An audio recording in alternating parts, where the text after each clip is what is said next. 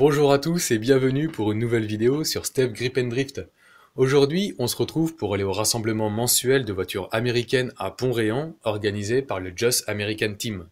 Ils organisent donc des rassemblements mensuels, mais aussi un annuel pour clôturer la saison, qui s'appelle la route 177.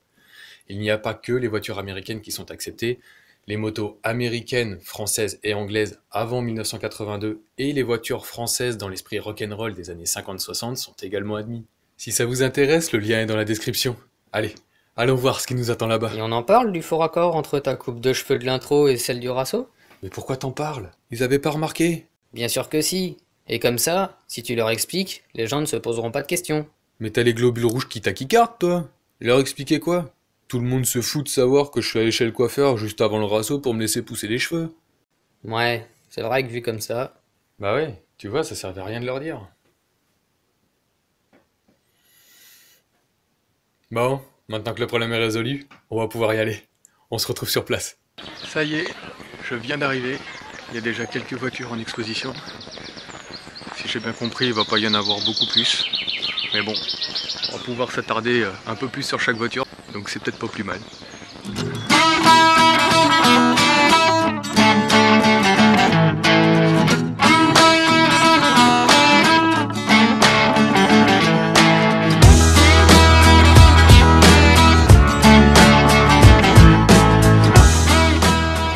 On est là devant un magnifique combo.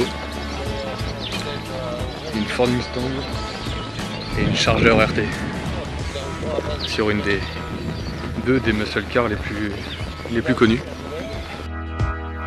C'est vrai qu'on croise souvent des Mustangs, elles font pas partie des muscle cars les plus rares, mais celle-là sort vraiment du lot.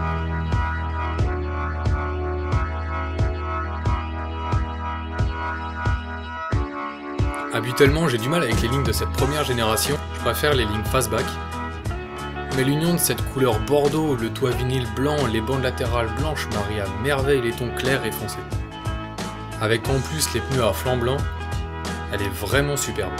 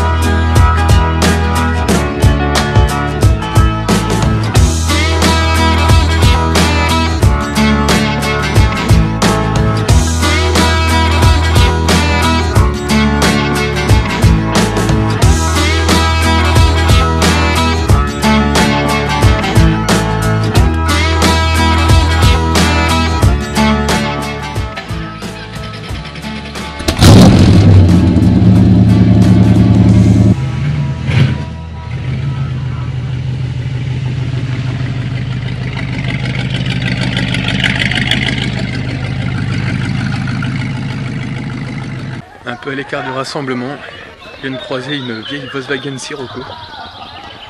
C'est une de mes préférées, celle-là. Son style entre allemand et américaine, c'est vraiment sympa. Un des plats est très pointu.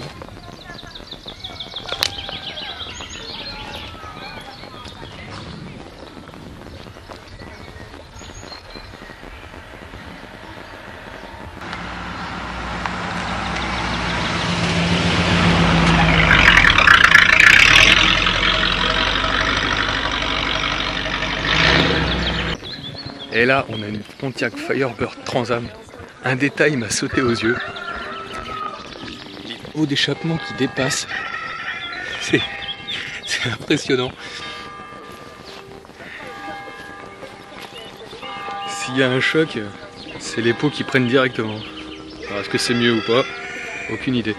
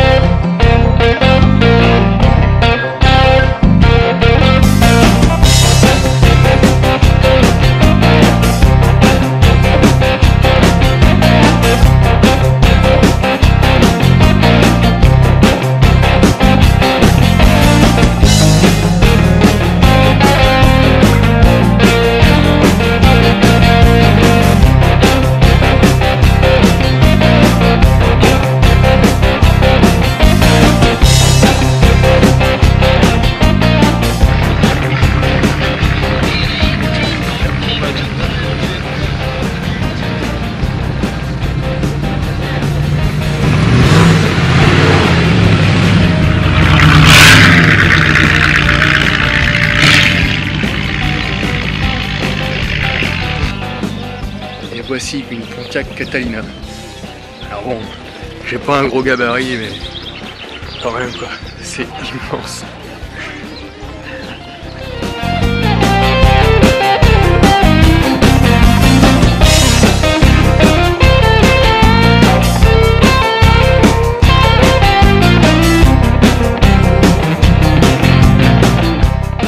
Après coup, j'ai fait une petite recherche sur ce modèle que je ne connaissais pas du tout, et c'est pas étonnant que je paraisse petit à côté de cette grosse mémère.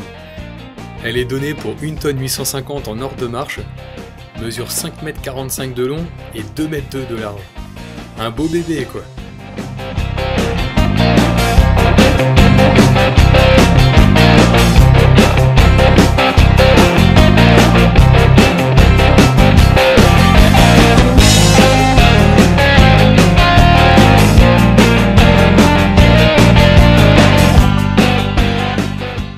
Cette Buick 8 est un autre modèle que je ne connaissais pas. Elle date de 1941. En faisant des recherches dessus, j'ai eu envie de vous parler de 2 détails que j'ai trouvé géniaux. Les roues étant assez grosses, celle de secours prend beaucoup de place dans le coffre. Pour remédier à ce problème, dans certains modèles, ils ont soit creusé un peu le plancher pour pouvoir placer la roue debout, ou mis la roue à plat en posant une plaque sur mesure dessus pour perdre le moins de volume possible. Le second détail, c'est le capot. Le capot moteur s'ouvre en biais d'un côté et de l'autre. C'est pas pratique pour faire de la mécanique, mais c'est tellement classe.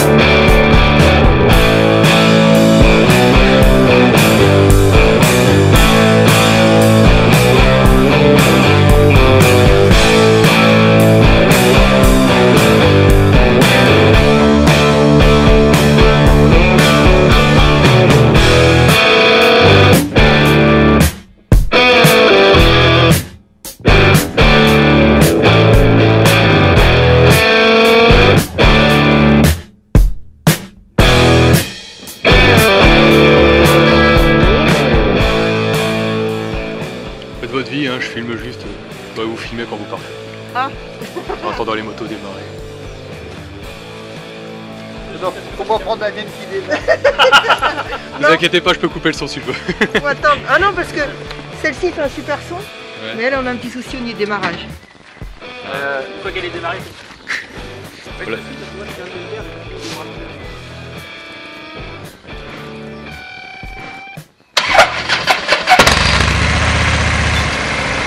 Du mal.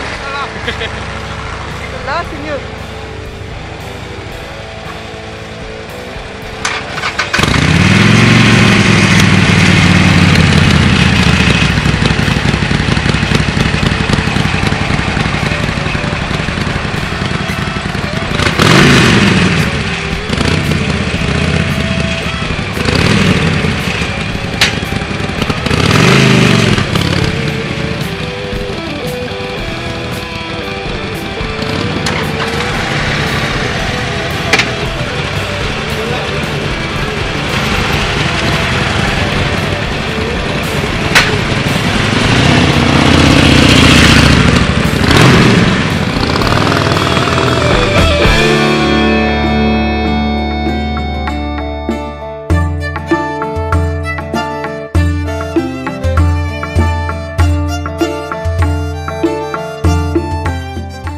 J'ai un peu discuté avec le propriétaire de ce second modèle de série de 4 chevaux de 1953.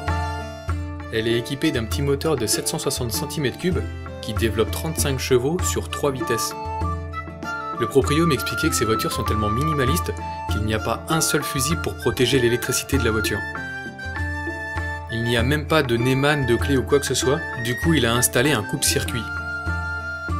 Cette petite voiture ne paye pas de mine au premier abord, mais elle a quand même deux détails qui prouvent son ingéniosité. Le premier, c'est la manière dont l'habitacle est chauffé. L'air chaud part du compartiment moteur, passe dans les bas de caisse, remonte dans l'habitacle pour le désembuage, ce qui donne en même temps le chauffage même s'il reste assez limité. Et le second détail, et non des moindres, le châssis de cette 4 chevaux est celui sur lequel ont été construits les premiers modèles de l'Alpine A110, avant qu'ils passent au châssis poutre. Pas si mal, non ?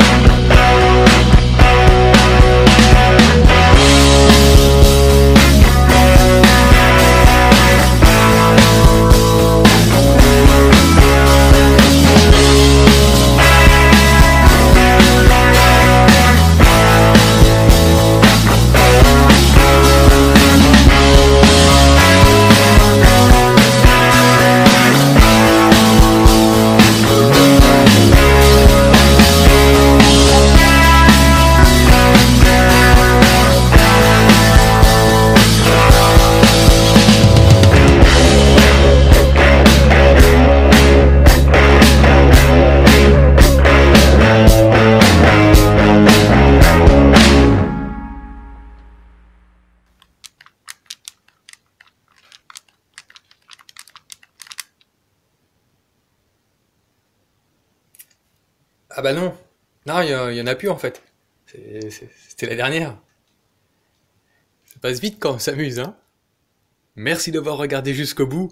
Si cette vidéo vous a plu, mettez un pouce bleu, abonnez-vous et n'hésitez pas à laisser un commentaire si le cœur vous en dit. Allez, il est temps pour moi de vous laisser. À plus tard pour une prochaine vidéo.